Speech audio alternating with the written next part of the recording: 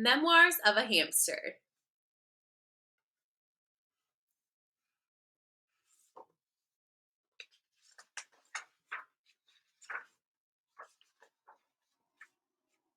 Here he is again. Night 1. My life is perfect.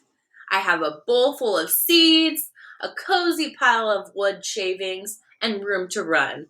I'm never leaving here. Question: who's the luckiest hamster in the world? Answer: me. Night 2. I was just telling myself, Seymour, you've got it made. When my exercise wheel was delivered, I like to work out. It's the best model around, the Fuzzy Boy 360. Shiny as a new dime and fast as lightning. I don't know how many miles I put in, but I was on that wheel all night.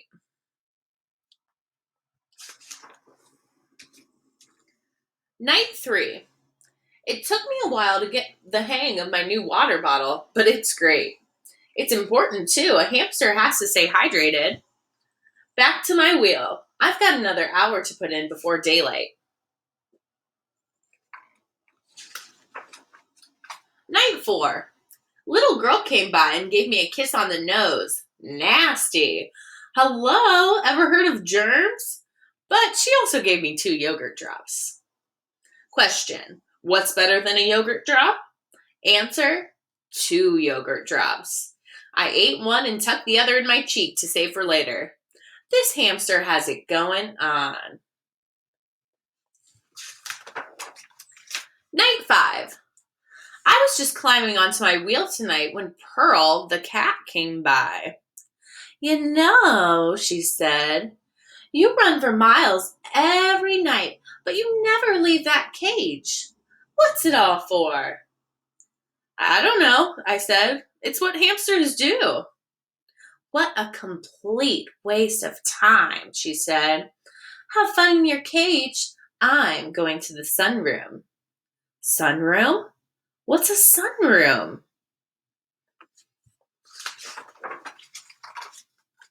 Night 6. Little girl woke me up to clean my cage today. She kissed me on the nose again. Barf. She needs to knock that off. But while she was carrying me around, I realized there's a lot of house around me that I haven't seen. It seems to go on forever. I tried as hard as I could, but I couldn't see a sunroom. Little girl gave me a yogurt drop and I completely forgot about the sunroom. Whatever a sunroom is it better than a yogurt drop? Answer: no. Night 7. I planned on running a marathon tonight, but my Fuzzy Boy 360 is a little squeaky. Pearl came over to the cage looking a little annoyed.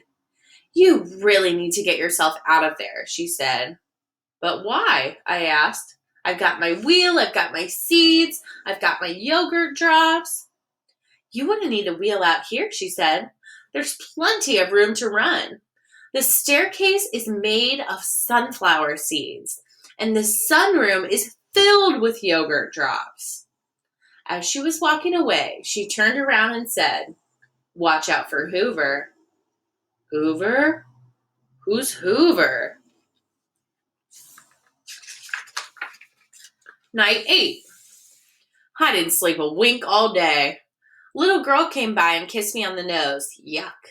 And then I had a terrible workout. I just couldn't focus. How could I concentrate knowing what I know? Imagine a whole staircase made of sunflower seeds? And the sunroom? Don't I deserve to be in the sunroom? Buck the dog came by to give my cage a sniff. And I said, Buck, do you like the sunroom? Big goofy Buck said, I love the sunroom. It's so sunny. And he trotted away. Night 9. No workout tonight. I spent the whole evening putting together a plan. I went over every square inch of my cage, and I think I've got it figured out. Operation Tasty Treat is set for tomorrow night. Hello, staircase. Hello, sunroom. Night 10. Good old Seymour is one smart hamster. My escape went like clockwork. I moved the seed dish. Then I was able to muscle the fuzzy boy to the front of the cage. I had a little trouble climbing the outside of the wheel. It kept spinning and I wasn't getting anywhere. But Sweet Pearl suggested I jam a sunflower seed at the side of the wheel. And it worked. After that, it was easy. I shimmied up the wheel and popped the lid right off. Question: who's going to eat every yogurt drop in the sunroom? Answer: me.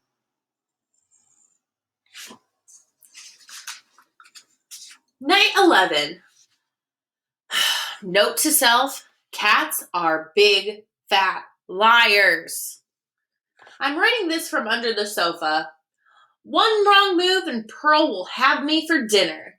For starters, the staircase is not made of sunflower seeds. It's just carpet. It tastes like a sweater.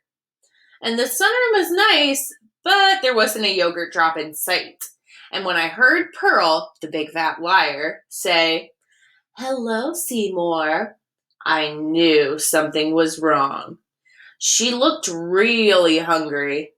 But all of that time on the wheel paid off. I raced past her and squeezed out of the sunroom just in time. I made it here, but now what? Pearl keeps clawing under the sofa, that big fat liar. I'll probably never see my cage again. Question: who's in big trouble? Answer: me. Night 12. I'm doomed. I'll never make it out of here alive. I can see Pearl pacing back and forth. She says she's looking up recipes. I tore a tag off the bottom of the sofa, found an old pencil, and wrote out my will. I, Seymour Q. Hamster, being of tired mind and hungry body, leave my fuzzy boy 360 to my 17 brothers. I leave my water bottle to my 22 sisters. And to my sweet mother and father, I leave the 4 yogurt drops hidden in the corner of my cage. I won't be needing them. I sniffled a few times and fell asleep. Goodbye, friends. I love you all. Night 13. So hungry and tired I could barely move, I heard Pearl purring the way she does when she sleeps. It was my only chance. I tiptoed out from the back of the sofa and headed straight for my cage. I was going to make it, but suddenly there was a terrible noise. It sounded like a hurricane. An enormous monster was coming right at me.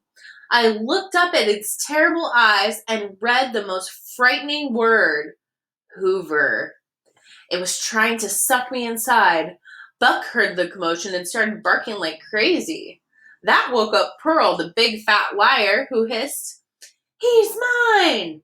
and started racing right toward me. Hoover had me by the tail. Pearl was swiping at me with her claws, and Buck was howling like mad. I was a goner. I closed my eyes and waited for it to be over.